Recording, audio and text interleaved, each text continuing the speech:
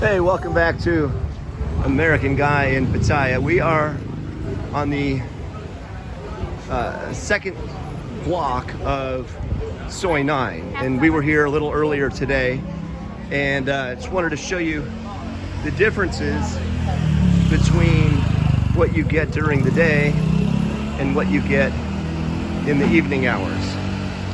And it starts off kind of slow. A lot of these businesses are already closed at past midnight.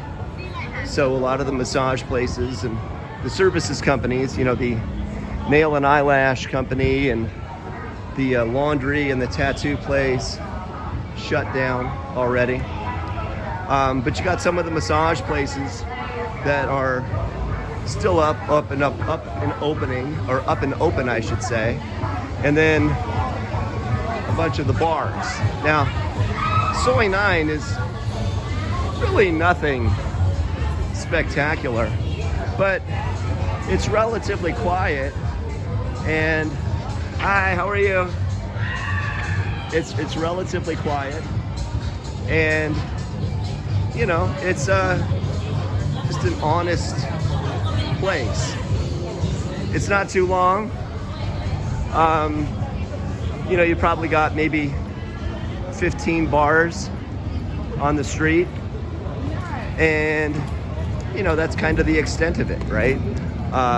You've got cars driving up and down, and get out of the way, as they say, stay in your lane. Anyways, I mean, this is it. I mean, Soi 9 is kind of just a block. It's got some nice bars. It's quiet. If you don't want the craziness of Soi 6 or even Soi Honey, you know, this might be your place. You've got the Happy Honey Bar and a couple of other places, and it's just a place to hang out, have a beer, chill out, reflect, whatever it is you want to do. And the good thing is, at 1 a.m., the pharmacy is still open.